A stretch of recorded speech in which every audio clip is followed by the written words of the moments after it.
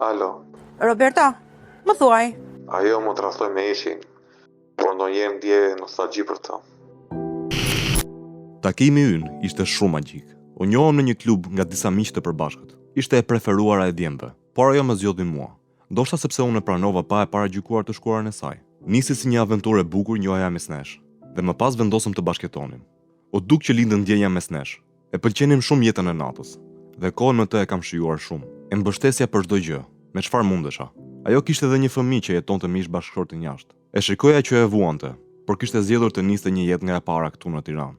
Gjërat mes nesh po shkonin mirë, derisa një ditë më prezanton një djalë në tavolinë, duke më thënë se e kishte shok familje. Djali më respektonte dhe e respektoja. Një ditë, rasisti shoh duke u puthur në makinë. U ndjeva i fyer, i vënë në lojë, nuk e priste kurrë që ajo të më tradhtonte. Nga ajo ditë, lidhja jonë mori fund. Kan kaluar gati 2 vite, por ndonjëherë më merr malli për të.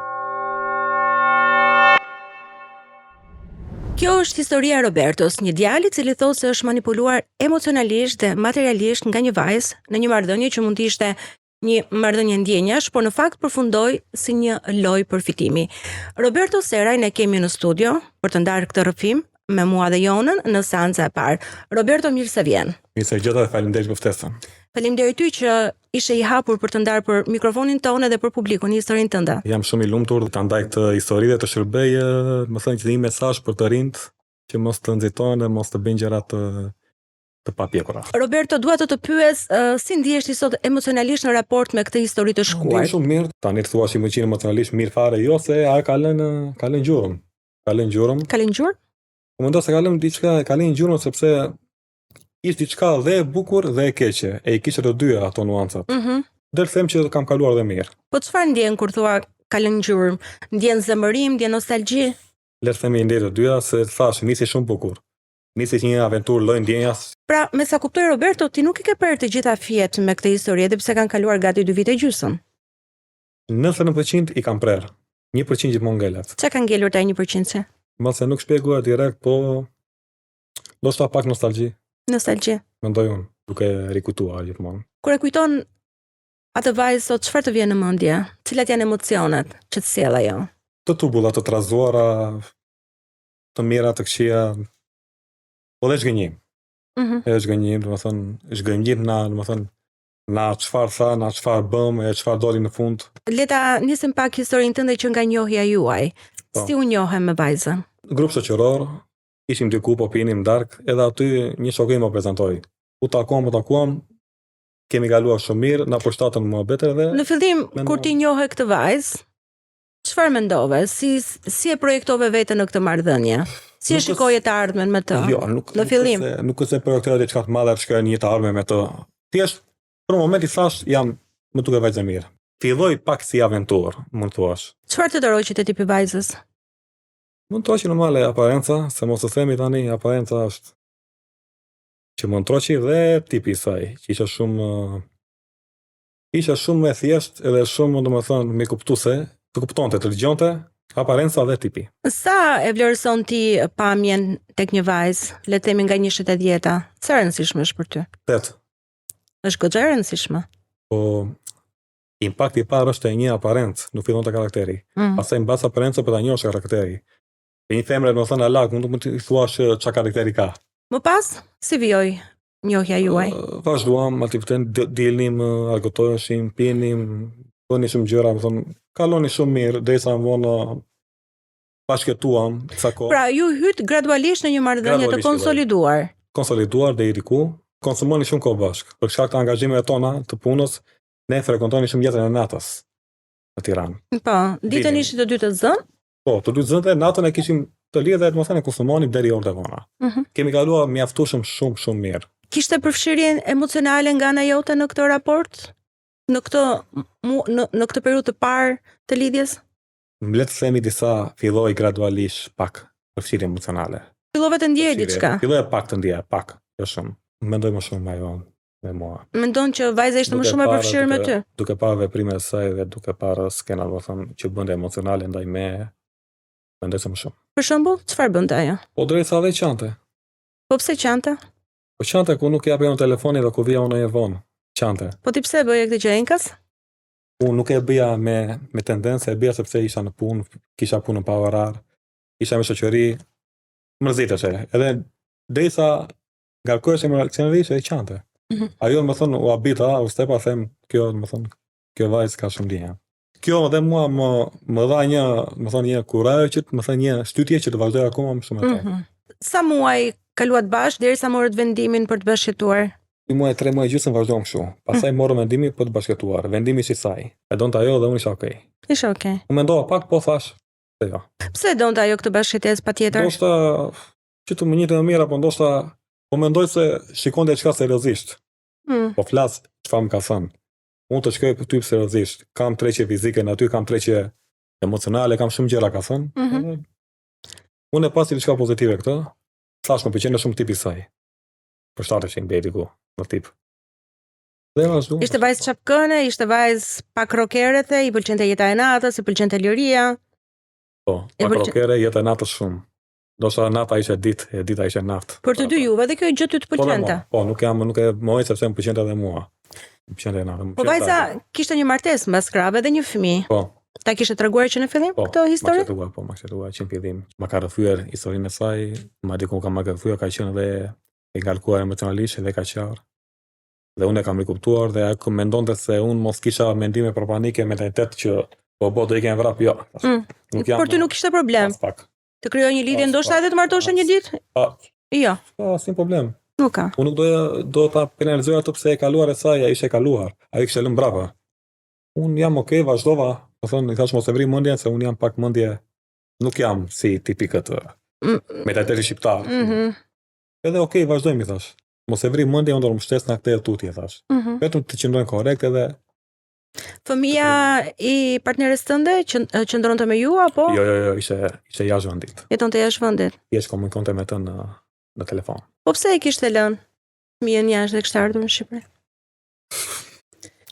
Tash, jeta e natës ishte pak e vështirë. Kur u nda na partneri që ka patur para, do të them babai i fëmijës, ai postoi shumë pati ca gjëra, do të them ngarkesa, depresioni. Dhe u shkëput dhe në fëmija, shkëput në gjithë shka, edhe erdi këtu në Shqipëri, erdi në Tiranë. La gjithë shka mbrapa.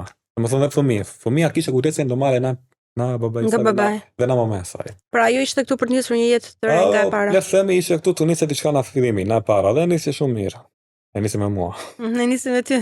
Po, le tani, me mua nisi. Po, me mua nisi. E thash, fillimi ishte shumë, kur e kujtoj fillimin, ishte shumë e bukur. Po mirë, se çdo fillim është i bukur. Fillimi ishte i bukur, po. Problemet lini rrugës. Gjatë bashkëtesë vazhduam për bukuri. Pa kuptoheshim, dilim, bënim, shumë gjëra. Sa kohë bashkëtuat? 5-6 muaj maksimumi në mos gaboj. Ndërsa si lidhje ishte diku një vit. Lidhja zgjati diku 1 vit maksimumi, të jemi qartë. Tani, më bëri pak përshtypje ajo që ti the që unë e pranova, ashtu si ishte, më pëlqente tipi i saj dhe vendosa ta mbështes në gjithçka. Patjetër. I qëndroi saj. Si e ke mbështetur këtë vajzë? Me çfarë do që kishte nevojë. Emocionalisht, mbështetje psikologjike. Në momente të vështira, në momente që ëndi ishte keq, unë isha aty me të. Emri kuptoja, e dëgjoja dhe ajo habite se thotë s'ka mundësi këtu në Shqipëri. Gjë e parë që një mashkull do më shante thoshte. Do më thoshte i kanë ndër, më thonë unë absolutisht jo. Nuk e paragjykoja. Jo, para. Nuk jam shumë tip paragjykës. Ju ishte të dy moshatar, 27 vjeç apo jo? Pak a shumë, 27. Por nga ana tjetër ti u bëre edhe një mbështetje në jetën fizike të saj. Shumë. Të paktën shumë, e thotë ajo, po e them dhe unë shumë. Unë jam i ugjeshëm për veprimet e mia dhe mendoj se u bëra shumë. Shumë fare, më thonë, kohën ja dedikoja asaj, e pse kisha një punë që unë pengonte, isha puna pa orar. Po që atë kohë të lirë. Përveç kësaj ti e ke ndihmuar edhe materialisht. E mbështesje deri ku po. Nga ana financiare dhe kur kemi folur bashk, më ke thënë që e ke mbështetur materialisht, e kuptoje që në sy kur ajo kishte nevojë për para, edhe pse nuk ti kërkonte. Po, këtë e bënte sepse kishte një gjë që nuk kërkonte. E linte çikën në kuptim, po unë e dalloja. Kuptoja, lere thashun se ke nevojë për lek. Ke nevojë erra, ose merri diku se unë. Okej. Je deri përdorur pak të thuash, pak, jo shumë. Po që na i deri ku tregova sepse e bëri atë që bëri. Dhe bëri në mënyrë ku i thashë fund ti me jeton të me Golden Globes Oscar me ato që bëre, ose u shfaq dikush. Ma trego konkretisht që ndodhe? Kur thash që u shfaq dikushi, u shfaq në thonjë za një shok. Një shok i saj? Po, Po doli që në fund nuk ishe shoku i saj, ishe ishi i saj. Ai u shfaq pa pritur, u shfaq që më thon, tregoi shumë respekt për mua. Kalua mi, pastaj më mora vesh që ai ishte ishi i saj dhe kjo. Ndalemi pak. Pra ky personi u shfaq në si një shok. Në jetën tuaj si një shok i saj, dhe vajza ta prezantoi ty. Po, si një shok i vjetër i saj, më thon marri një shok fëmijërie. Me sa ishe sa ju historia. Dhe ju jeni ulur bashkë, keni pirë, keni ndenjur? Kemi ndym bashkë të paktën 2-3 herë në lokal. Personi ishte muzikant. Me respekt ndaj me edhe unë atij, më thon, ishte diçka e vështirë që s'e kuptova dot, më thon. Nuk e kuptove dot. Ishte një skenar shumë. Do të thënë, kur rrije në kafe me shokun dhe me partnere, nuk kuptoj asgjë. Asgjë, po nuk ishin ai budallënj. Të bënin një. Po kur kuptove që ishte diçka mes tyre? Ishte diçka në befasi, domethënë ku i pash. Si ipe? Unë isha në ambient pune, ata ishin në makinë. Pash një veprim normale që kuptohet vetë që ipe duke u puthur. Po. Tu trondit bota aty, se i kishe besuar. Po deri kur themi po, deri ku më trondit, u zgënjeva. Në këtë moment të lidhjes që ju ishit bashkë deri në momentin që ti nuk e kishe parë akoma me këtë djalin, që ta kishe prezantuar si shok, ti kishe filluar të projektoheshe me këtë vajzën për një të ardhme me të. Pra kishe filluar të shikoje ndoshta edhe si partnere jete. Mbase si partnere jete nuk e di, ishim shumë mirë. Ishim të kënaqur dhe ishim okay të vazhdonim bashkë. Si reagove kur i pe në makinë? Tani normal që mirë nuk reagova. Shkove, i takove? Jo, fare. Nuk u ballafaqove. Fare. Ishte një largësi, një distancë diku te 30-40 metra. Pa arritë ta dallosh se 30-40 metra janë qartë. Shumë qartë. Nuk bëra asgjë. Po von pasaj fola me të. Kur shkove në shtëpi? Kur shkova në shtëpi, fola në telefon, se nuk doja që të Nuk doja të përballesha. Nga afër me të. Jo, se ishte një kënaqësi shumë e madhe, një skenar dhe një, domethënë, një tallje, një diçka që shumë e ulur, domethënë, ishte një tjetër histori, më tha, do isha shumë e ndershëm të më thoshte ishi im. Ishi im dhe unë do ta kuptoja. Po, shoku im fëmijërie më ka si vëlla, e kam si motra. Dhe pastaj ti pe duke u puthur në makinë. Po, ajo që e fundit, fola në telefon, normale është pak të irrituar. Çfarë i the në telefon, e mban mend? Sigurisht më mend. Shkollë, mbase nuk do besoni, po nuk se dola na vetja. Lash punën, ata shtëpi që thova, çdo gjë e bëra me Terezi, e bëra me qetësi edhe e mora. I ja the asaj se çfarë kishe parë? Patjetër. E pranoj? Po. E pranoj. E pranoj dhe më tha mua që do ta thoja, tha, isha gati ta thoja, ose pse nuk më the. Pse nuk më the që të më thojë më para? E thimi okay, thashun, çdo gjë okay, të më thojën para, po jo të kapi on befasi. Po do të thoshte çfarë? Që donte të vazhdonte me atë apo që po të më thoshte. Jo, ajo çfarë kishte në plan të thoshte, që ajo kishte futur një njerëz të ri në jetë apo që pa dashje ai u gjend mes jush. Jo, do më thoshte kështu, do më prezanton me si të gënjeva, ky është ishi im, do më thoshte. Po edhe? Edhe ka ardhur, do më thoshte, tenton që të rilidhet me mua. Edhe unë jam pa konfuze, do më thoshte kjo, e unë kohësisht unë jam dhe me ty, do më artikulon, do më përpunon, do më formulon, do të artikulon të si që zonë të vetë. Ato do më thoshte, me sa pas shuna. Po shqyru pra pri kjo gjia dhe unë e pas, me thënë, vazhdo rrugën i thash, unë bjur telefoni, tentoj që të më shkuarti më kështu, po nuk reagova më, edhe për shumë arsye, unë bjur historia dhe unë e lash Tiranën, më thënë. E shumë arsye tjera, jo. Po. Pra ti u ktheve në Vlorë në qytetin tënd të lindjes mbas kësaj historie. Po, mbas le të themi mbas një muaj. Po. 2 muaj. Po ka ndikuar dhe kjo histori. Kjo është dhe një pjesë as tyre rrethanave të forta që Roberto, si je ndier ti si i tradhtuar? Çfarë ndjesi është të tradhtojnë? Tradhtuar, po është ndjesi shumë e rëndë. Është e rëndë si ndjesi.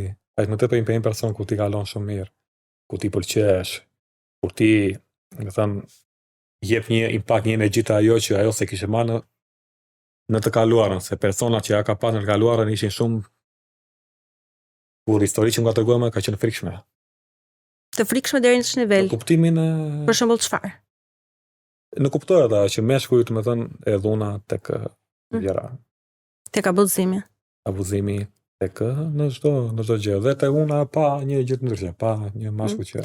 Roberto, po në momentin kur ti kuptove që kjo vajzë kishte luajtur me ty dhe të kishe gënjur, të tradhtoi, kishe Pate një moment që ti fillove ta vjen në dyshim gjithë të shkuarën e saj?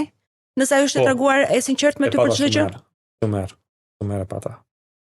E pata dhe më thon kur i analizoj me vetën time thoya, dele pak thoya. Nuk ka bitesha, ri nuk ka bitesha, duke ditë që jetën që ka bërë, histori që ka më treguar, nuk ka bitesha shumë, nuk e prisa si bombë. Normale që në fund më erdhi, po nuk e Patjetër. Ishte shumë e rëndë. Në këtë jetë të gjitha ndodhin, po sa kohë ti ishe shumë mirë në atë histori, të paktën një tradhti nuk e prisje nga ajo. Po jo se ishin shumë mirë, dilim argëtoheshin. Ajo ishin të asilë si shok, si vlla, jo si shok, ishin prezantim, një lojë, një film. Lojën e bënin shumë mirë para teje. Se ka pa dot, ishin aktrim shumë mirë. Ishin aktrim për Oscar. Ishin humbje kohë, më thënë një humbje kohë, një konsumim kohë, të thash, nuk dua të jem hipokrit sepse brenda kësaj kohe ishin dhe gjëra bukura. Patjetër. Po fundi nuk është një fund jo i mirë. Një fund i ardhur me mirë kuptim, është një thyrje dhe është një thyrje e njanshme goxha e madhe. Një pabesi dhe një tadhje, le të themi. Unë dua të kuptoj pak këtë pjesën tënde të përjetimeve sot, sa gjurmë të ka lënë ky fund ty, edhe a të ka penguar të kesh histori të tjera? Ja, s'ma ka penguar s'pak. Ja. Thjesht tani rri e mendoj se po bën gati 2 vjet e gjysmë 3 vjet nga kjo histori, unë Tiranën e lash. Krijoj diçka tjetër në Vlorë, se Vlora me Tiranën kanë ndryshim. E rutina dhe në Vlorë bie, do të thënë në Vlorë është një rutinë pak e mërzitshme për mua, apo tipin tim flas. Edhe koha si e shëron plak, koha kalon.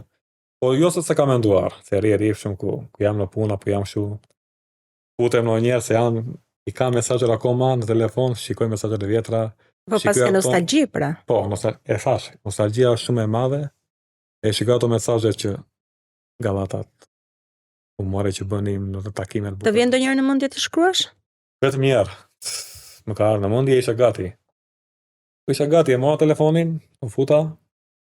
Po ja. Nuk e bëra. Doa të shkruaja që je mirë, të tha, kaq. Më thonë, je mirë, je okay me personin, e famshëm që doli në sken, po nuk e bëra. Shiko, është një moment shumë interesant ky për ta diskutuar edhe me Jonën. Jona doja ta diskutonin bashkë. Po, këtë momentin që të ndjesh mall për dikë që të ka lënduar. Njëherë do ta falenderoj Roberton për sinqeritetin që po tregon. Faleminderit juve. Për gjithë mënyrën se si po e thua, edhe pas ndarjes dhe ndjeshmërinë që ke për ish partneren. Nuk e pranon kollaj një person këtë gjë, madje e shpreh me shumë lef, po vura re që ti ishe shumë i kujdesshëm edhe me mënyrën se si referohesh, edhe pse mund të kesh dhimbje për atë. E vërtetë është. Dhe kjo është shumë e bukur për ta parë dhe për ta dëgjuar. Vjen me shumë qytetari. Është për të vlerësuar. Por nga ana tjetër është një empati, nuk e di, një lloj ndjeshmërie edhe që mund të kthehet pa kundër. Ndonjëherë që nuk e di tek pjesa do të kthehet kundër, ndoshta. Duke qenë shumë i ndjeshëm me të tjerët. Jam emocional të disa situata, po jo. Ndoshta, urrej mos vet. Sepse duket që është një cilësi e jotja, pjesa e empatisë, përderisa ti ke pasur një moment edhe atë ndjenjën për të shkruar si je. Kam diçka që ku një person e vlerësoj shumë kur ndërkohë që ka qenë me mua. Edhe prapë e vlerësoj edhe kur nuk është me mua, me idenë që si je, domethënë diçka për mua, a je mirë, shëndeti apo je mirë me personin që je. Po pse kishat nevojshme ta pyesja? Po, kjo është pak njerëzore. Emocioni aty u përzje emocioni me nostalgjin. Edhe bën një shkëndit fort që unë i shkruajta. Edhe nostalgjik në... Shumë nostalgjik. Jo vetëm për ato, po jam nostalgjik për shumë gjëra. Jam rritur në botën e kulturës dhe të artit edhe jam shumë nostalgjik. Besë të kanë ndihmuar pak edhe qasja jote shumë e ndjeshme për ti mos i parë gjërat vetëm se si mund të t'japin dhimbje, por ndonjëherë edhe të ndihmojnë. Më ka ndihmuar shumë, më ka dhënë një energji shumë pozitive. E kam kaluar në favor, na negative e kam kthyer pozitive. Po të rish për ditë të mërzitesh, të mërzitesh, do të mëtosh veten, do të murresh dhe mund të kesh pasojë më të rënda. Shumë mirë mendon ti, po mua prapë më bën përshtypje Jona, një njerëz që është tradhtuar, është lënduar kamllëf. Nuk i shkon mendja të kujtoj, të ketë nostalgji për ty. Jo të gjithë. Pse i ndodh Robertos? Pastaj kam pasur mesrin në fillim, po iku mlefin në kalimin e kohës. Mund të ndodhe kjo, që me kalimin e kohës ti e shuan atë mlefin edhe energji negative që të lënë një përfundim i tillë dhe me sa vura re gjithmonë do referojmë rastet të tij dhe do dalë ndonjëherë edhe në të përgjithshme tek shumica e njerëzve, duke e marrë në konsiderat që mënyra se si e ka menaxhuar, patjetër që bën një dallim, po edhe fakti që ai vlerëson kohën e kaluar mirë. është një person që lidhet me gjëra e ka theksuar disa herë këtë gjë. Po. Thotë që nuk është empatik, po është goxha empatik. Pra nuk e përgjithson, vetëm sepse një marrëdhënie përfundoi me një tradhti apo me diçka që e la të zhgënjur, nuk e përgjithsoi që thotë gjithë marrëdhënia ishte e keqe. Prandaj ndoshta shikon me këtë prizmë. Jo, do të isha një gënjeshtër e madhe të thoya ishte marrëdhënie e keqe. Por kjo është një lloj inteligjencë emocionale që do ti ke, e cila të bën ta shikosh në këtë formë. Nuk do të arrinj arsye të fortë te ngarkesa emocionale. Kur lash Tiranën, më ndodhën shumë gjërat, ndoshta edhe më të forta se kjo, kur lash Tiranën. Ishte arsyeja ime ishte largimi me babait tim nga jeta dhe kjo një dhimbje akoma më e madhe. Nuk mendova para asgjë më. Edhe ika nga Tirana. Patjetër, është një dhimbje që dominon pastaj çdo lloj. Dominua se ishte një person publik, ishte artist, ishte këngëtar, ishte një diçka e papritur. Edhe ku më ndodhi ajo nuk kisha kohë. Sa vjeç u nda papi nga jeta? 65 vjeç. Shumë i ri për të ndarë nga jeta. E kuptoj edhe traumën e humbjes. Ajo ishte, më thënë, ajo... Po kjo ndodhi pak kohë pasi ti undave nga partneri? Më mbrapa ndodhi kjo. Kjo ndodhi më pasi undava unë diku te një muaj. Një brenda një muajt. Pastaj ndodhi kjo, ndodhi ajo. Tu mbi ventos dhimbja e humbjes. Ajo i voli ka pak të rave dhimbje, se dhimbja e madhe ajo ishte, nuk për mua asnjë dhimbje tjetër s'ka patur. Ndoshta humbja e babait nuk i ka dhënë shumë kohë ta mendoj ndarjen nga vajza, edhe ndoshta ta procesoj shumë. Ka mundsi. Muaj si ishte, muaj nga një muaj përpara se të humbte babi jetën, ndërkohë që kishte dhe një ndar. Normali që muaj e vështirë ishte ajo. Pra, ishte ai momenti që ti e procesove më shumë. Ishte muaj e vështirë se thash, ç'a ndodhi? Pse iku? Pse mbaroi kjo gjë? Marrëdhënie. Me të drejtë. Po bita, pse e bëri pyetja është? Sepse ti nuk ishte vënë re ndonjë luhatje të sjelljes së saj, të emocioneve të saj. Ai përsëri gjithmonë që ndoshta niveli i saj aktrimit ishte shumë i madh, dhe unë seria do të re. Interesante kjo Jona. Me dëgjova edhe disa herë që e thua, pra e vën në dyshim që mund të ketë aktruar dhe në fillim me ty. Nuk e di në fillim. Në fillim ndoshta jo. Më vonë. Gjatë rrugës, na mezi ndoshta filloi para për se vështirë. Është shumë themi që e shikon që akoma nuk e etiketon. Jo, është vështirë, se nuk dua të gënjej, nuk dua të dal gënjeshtar. Është vështirë që unë të kuptoj diçka të dyshim tek ajo. Se thash, natën e kishim tonën. Në aktimin. Po ditën? Ditën e kishim punë. Ditën i bënte të gjëra jo. Tani ndoshta edhe për atë ishte natë vetëm. E kuptoj. Nuk e di. Është e çuditshme që ajo ka hyrë në raport me ishën e saj përsëri dhe tek ty nuk ka lënë asnjë shenjë dyshimi. Derisa në fund i kapa me befasi. Pas ke qenë me fat, se mund edhe. Po sa themi fati im, ku e di unë? Fati im edhe ajo ndodhi më që i bëri ka pak. Mendon që ti ke qenë më i sinqertë midis të dyve? Mendoj se po. Se kam edhe gabimet e mia. Po që ta ka lënduar ja. Roberto, kur kemi folur bashkë në telefon më ke thënë që një 20% të fajit e kam pasur edhe unë atë marrëdhënie. Ktu po dal. Okay. Jam arroja zinën ato që kam thënë. Okay. Pse e bën vetëm me faj? Po e bëj vetëm me faj se ndoshta nuk e di, mos nuk i kam dhënë kohën e dur, mos nuk i kam dhënë për kushtimin e dur, mendoj unë, mos nuk. Po përmendë disa momente që ajo ishte shqetësuar për ty dhe ti kishe shumë punë. Ka pa dy momente, ka pas një debat ajo me njerëzit e saj, mamane vet, nuk e di, një debat shumë edhe ishte gati po qante, unë isha në shtëpi. Ndoshta duke qenë që sharake, po unë them drejt isha shumë i lodhur na puna, kjo mos sa hajde. Distanca shtëpia ime atë ishin pak larg. Po. Në ato moment makinën unë nuk e kisha. Hajde tha, i thash unë më vonë se jam i lodhur. Aty më mërzit. Kjo është mbështetja që ti më bën mua tha. Dy raste ishte këto, ndoshta mos kjo ka kryer, domethënë tjetër përshtypje për mua, nuk e di ka thënë që jo, ky nuk është ai që mendoja. Në një marrëdhënie Jona është e natyrshme, është normale që një person mos jetë 100% në dispozicion të nevojave të personit tjetër? Kemi momentet tona që ndonjëherë nuk jemi disponueshëm. Jam shumë dakord. 100% për partnerin, por pritet që të kuptohet ose të paktën mund të jetë nevoja emergjente e partnerit tënd. Shumë ngeli pekun, mundova që mund ta sqaroja, ti thoja. Por nuk e kuptova. Madje koja edhe falje. Më fal, 1 milion më fali, thash. Ishte im që nuk të erdha pranë, isha shumë i lodhur, më besoj thash unë, isha shumë i lodhur. Kjo mendoj gjëra të paqëna. Sepse unë e di profesionin që ti bëj asë kohë dhe ka qenë një profesion me shumë përgjithësi, me orare pa orare. Të tezgjatura. Do të ishte në gatishmëri gjithkohës, por edhe fizikisht ka qenë shumë impenjativ. Kemi qenë në lokal, me kanë telefoni kam ikë në punë. Po. Ajo më kam rikuptuar, por ajo ndoshta ka menduar që unë kam dhosi pretekst. Punonte me grupet e gatshme. në Gardën e Republikës së Shqipërisë edhe funksion pak I pa dëgjuar në shumë tjera, se nuk kuptojnë funksionin e do e quajnë policia diçka tjetër, nuk ka lidhje me policinë. Por janë momente emergjencë që ti duhet të shkosh punë. Punon me grupet e shoqërimit të personaliteteve të ndryshme të shtetit shqiptar. Është një punë pak stresuese dhe pak orar pa orar. Ajo më kuptoi mua me punën, më kuptoi shumë, po ndoshta nuk e çandolli. Kam menduar se mos unë e përdora si pretekst se mua puna ika, që gjë që nuk ishte vërtet. E sqaruam këtë gjë iku. Vazhduam okay.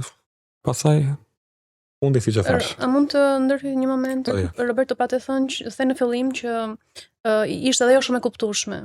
Ishte shumë fare, shumë. Po kjo më toqi më shumë, se të kuptonte, të dëgjonte, nuk ishte femër që vetëm fliste. Ishte femër që dëgjonte. Si u ndje marrëdhënia juaj në fillim? Ishte e shpejt apo ndoqi hapa? Ishte pak e shpejt. Ishte shpejt? Pak e shpejt. Po ndje më shpejt nga ana jote apo nga ana e saj? Nga ana e dyve. Janë të dyve. Nga ana e dyve. Ishte pak të themi. Kur thua shpejt, ti referohesh që përfunduat shpejt në bashkëjetesë apo si? Jo bashkëjetesë, përfunduam shpejt në marrëdhënie. Konsumuam, domethënë, puthje të bukura, gjëra më së themi romantike. I bën pak shpejt. Jona një përvojë e tillë si kjo që ka kaluar Roberto, sa gjurmë mund të lërë në zgjedhje që e mund të bëj më pas në lidhje me marrëdhëniet romantike? Është për ta kuptuar nëse ka ndikuar, ai tha në moment fakt mos gaboj, tha që nuk e ka ndikuar në zgjedhjet e mëvonshme, ka vazhduar me njohje. Dhe nëse është kjo, atëherë tregon që nuk e ka ndikuar, por patjetër ndikimet të caktuara jep, do bën që të kesh pak ndoshta sa do ta thoja, ndoshta disa antena të ndezura për partnerët e ardhshëm. Ku jeni lidhje tjetër, do të rikujtohen disa nuanca të vogla fare të asaj lidhje. Pa je futur në paranoj për shembull? Jo, paranoj absolutisht jo. Cila është ajo gjë që e shikon më shumë tek një partnere që për ty është e rëndësishme ta ketë ose mos e ketë? Nisur dhe nga përvoja jote. Shiko, unë komunikimit e partnere kam çik të kryesore këtë gjë. E kërkoj shumë komunikimin. Ndoshta një takim për parë një mashkull me një femër në kafe çfarë shikon përveç aparencës shikon mënyra si do flasë ajo. Mënyra se si do të transmetojë energjia ajo. Je tip xhelos ose të paktën në këtë marrëdhënie? Deri ku, po jo ekstrem. Me vajzën ke qenë xhelos? Deri ku, jo shumë. Jo. Ja shprehje? Po, dhe shprehje. Po për shokun e saj, bëre ndonjëherë xhelos? Kjo prapë është një fare. Jo. Po jo fare se nuk ishte tjetër prezantim, ishte një prezantim shumë aktrim, shumë që edhe ai bëri shumë rol. Vetëm kjo bën të dy. Ai është fajo valla, ti e vlla im, unë këtë e kam si motor. Është në kuptoj. Është një skemë fort manipulimi, Jona? Për pjesën manipuluese. Ka ndodhur dhe prandaj kjo mund të jetë ndoshta edhe diçka që ti e ke me kujdes për herët e ardhshme që do jesh në kontakt me partner ose me eksperjenca shërben si mësim. Por do të jemi shumë kujdesshëm për pjesat e manipulimit që ndodhin në fillim të një marrëdhënie. Sepse ka disa tipare që mund të ose cilësi që mund të shikohen. Nuk e di të themi ndoshta ishte femër shumë e djazuar. Desa bëri atë, unë s'kam çfarë më rridhë. E djazuar. Si mund të rifitohet besimi për lidhje të reja mbas kësaj eksperience? Besimi fitohet gradualisht së pari, pra nuk mund të presim që ai të futet në një marrëdhënie dhe të futet me besim, sidomos pas eksperiencës së ndodhur. Por e rëndësishme është të mos përgjithësohen marrëdhëniet, pra nga një eksperiencë që ne kalojmë, nuk do të thonë që të gjitha janë njësoj, apo të gjithë partnerët e ardhshëm mund të kenë të njëjtën skem manipulimi që mund të jetë përdorur, por ti heq përgjithësimin një më i hapur të shikosh individin që ke përballë nga fillimi, pa histori të nuk kam patur mbas asaj, nuk kam patur më marrëdhënie kaq. Njëjë kam patur, takime kam patur, po pra se Roberto nuk do t'i vëj pesh faktit që ajo histori ka ndikuar në mënyrën se si percepton marrëdhëniet, por ne kemi folur dhe Roberto më ka treguar që mbas asaj historie nuk ka pasur më lidhje. Besimi të thyet. Edhe është vështirë të fitoj besime i femër tjetër. Futohen në pjesën nostalgjia se kam kaluar shumë mirë, këto nuk e mohoj. Dakord, pra po të dalim te kjo pjesë që ti mundohesh ta zbutësh, po ty të shtyer besimi, pra një gjurmë të këtu ka ngelur. Ka ngelur. Fakti që ti je akoma ta themi pra të vërtetën ashtu si është. Që të ka një e kam patur ndikuar, domethënë. Ka ndikuar, një e kam patur shumë, atë një ishin në prag të lidhjes, po nuk ka ndodhur. Nëse imagjinon ti je në një lidhje që do zgjas pa i vënë një emër dhe pa i përcaktuar një kohë. Mendon që do ishte në alert, do ishte i pasigurt, do ishte më kontrollues? Do isha çik më vigjilente, do ta studioja personin më mirë. Do ta njeh më mirë. Çështja është a je? Jo do ishe. Pyetje bukur. Mendoj se jam. Do ta provoj kur të jetë në një lidhje, sa akoma nuk e ka. Kur të jem, një lidhje se nuk flas jo vetëm në lidhje, po fillon edhe në njohje. Që në njohje dalim me desa nuk kam bërë në lidhje, do thotë që kam qenë vigjilent, nuk kam arritur në lidhje. Thjesht njohje kam patur. Pra po të ndikon, sepse neve këtë gjë duam të kuptojmë që kjo marrëdhënie ka lënë një gjurmë. Ka lënë. Mos ta më ka lënë. Është në rregull. Është në rregull sepse ti je investuar emocionalisht, je investuar me kohë, me energji në pjesën e asaj marrëdhënie dhe kur ndodh një zhgënjim i tillë, normalisht që ne nëse mund ta kap pak edhe me pjesën e nostalgjisë që ti referohesh, ndonjëherë truri i justifikon ose përpiqet ta justifikoj pak atë kohën që ne kemi investuar, sidomos në një person që ka dhënë maksimumin, fillon ta justifikoj që unë nuk jam investuar së koti në këtë gjë, një gjë të mirë do ta marr dhe një dhimbje që ka do ta ndjej. Ta mbull veten, por më thon, grupi im shoqëror e doni ato vajtë, apo qenin, ai normale, pa u lidhur me mua, apo qenin shumë do them, ai shoku im, lartuar shoku im i ngushtë, apo qenin, tentoni që t'i afrohesh një shumë, po ai kishte tip pak vetë vështirë. Edhe unë isha ai, më thënë që i ndjer me fat. Po thash me fat, thash sa kam unë gjë që e kam bërë vetë. Kot kjo vajzë nuk zolli, thash, se kjo është e zgjuar. Diçka pas kam edhe unë. Diçka pas kam, edhe nuk po them te Brad Pitt apo këto, po ishte. Po ndoshta ti ke ofruar këtë rehatin, komoditetin, komunikimin, praninë tënde. Mendoj unë ai kam ofruar më shumë, nuk kisha mentalitet si këta të tjerë dhe e kam dëgjuar, edhe nuk e kam paraqykuar. E më kuptova, edhe i thash që mos e vri mendje, kaluan çdo gjë. Ajo aty u step, do thon, u habit, u ndje dhe mirë. Kjo i ka dhënë komfortin e kuptimit, dhe kjo është shumë e nevojshme për një vajzë që ose mund t'i japim një mesazh edhe djemve. Sa më shumë djemtë mbështesin vajzat edhe sidomos ku janë në momentet e vështira, mos t'i paraqykojnë. Megjithatë, e di çfarë doja të nxjerra një gjë tjetër nga historia jote, kur përmende për pjesën e partneres që ka treguar historinë e saj dhe ti e përfshir emocionalisht tek ajo. Pra, i vendosur pak në rolin e shpëtimtarit dhe kjo gjë ndodh natyrshëm që ne duam ta ndihmojmë partneren kur na nxjerr atë pjesën vulnerabël ose prekshme që nuk ja tregon të gjithëve. Kjo mund të përdoret shumë herë edhe si një gjë manipuluese në marrëdhënie, sidomos tek persona që kanë diçka momentale me ne, dhe jo diçka në afatgjatë, dhe duke parë që ti investohesh. Kjo mund të futet tek ato shenja që ne themi ne, edhe e thash këtë sepse ti e përmende, por jo për të referuar rastit tënd, sa për të referuar pak edhe personave që mundet ta shikojnë. Dhe gjërat kuptohen, sidomos kur veprat nuk përputhen me fjalët që ne themi në fillim. Prandaj të pyeta, a ishte e shpejt ajo pjesa e kalimit? Mendoj se ishte e shpejt. Apo ishte ngadalë, ndonjëherë është dhe kjo një komponent që na ndihmon të shikojmë se si personi lidhet me fjalën dhe veprën. Unë si dhash unë si, më thonë, ta e shpejt apo sa kështu. Patjetër, kur përfshin me ndjenja, nuk është se bëjmë shumë arsyetim. Dhe unë me atë përfshin të dy, po tim, domethënë, shumë përfshin, edhe menduam e shpejt apo e. Patjetër. Megjithatë, çfarë ndodh në emocionet e një njeriu që tradhtohet, duhet ta kuptoj këtë pjesë, Jona? Emocionalisht, zhgënjehemi, patjetër preket besimi, është i pari, sepse nuk kemi më besim. Fillojmë të fajsojmë, po jo vetëm partnerin ose partneren që na tradhton, por kemi edhe një pyetje për veten që na zgjon pak ndjesitë e faj, që themi pse nuk e pash më herët. Se ka pa në moment, pse nuk e kuptova, pse u trova kaq. Por këto, jo i aftë në këtë. Këto pyetje janë edhe pak të rrezikshme, nëse ndodhin edhe përforcohen dhe besohen që faji mund të ishte edhe ngarkon. Emocionalisht vetëm. Ajo është gjë e keqe. Këtu është çështja që neve duhet ta ndalojmë, sepse duhet ta kuptojmë që tradhtia nuk është dhe të përdrejtë e lidhur me ne. Gjithmonë ndodh edhe nga personi, nevojat e personit që mund të ketë, edhe e drejton të dalë jashtë marrëdhënies që është. Është e rëndësishme ta kuptojmë këtë. Dhe besoj edhe Roberto do t'i bëj mirë për ta. Pra nuk është faji jon që partneri apo partnerja na tradhton. Përpiqu mos i vësh një emër pse ndodhi. Shkoj. Nuk ndihem më keq sepse çfarëdo që unë të kem bërë nuk justifikohet me atë që nuk barazoj me atë që bëri. I vjetë shtëpia gjithmonë. Unë nuk e di, kuptova. Kjo ka qenë para fazës së bashkëtesës.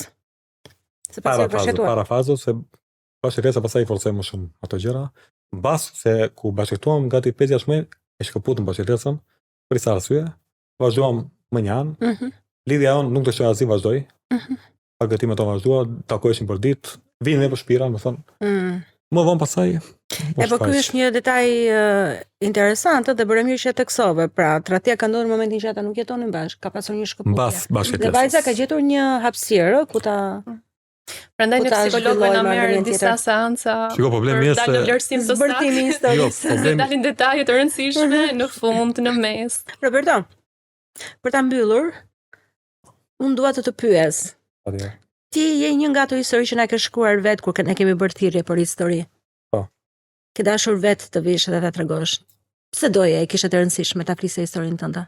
E kam shumë të rëndësishme para njerëz mirë ku flet ku e nda me njerëz shumë mirë kuptuese me persona si ju, më thënë, e ndjeva shumë të nevojshme të lirojmë të flas. Pastaj të jap kontributin tim për moshën time që me sa pan të shërbej atyre. Të jem më të kujdesshëm. Jam shumë i lumtur, shumë i kënaqur që e ndava me ju. Dhe quaje këtë moment si përmbyllje të asaj historie me që e ndave? Patjetër. Shpresoj mos të lëri me gjurmë të hapura. Unë tani kohësisht jam duke marrë dhe një pjesë gjerin filmi, edhe e kam ish, më thënë jam pak po merrem me atë një film që do dalë shumë shpejt. Të ndihmon, besoj. Po shumë, është një eksperiencë shumë e bukur.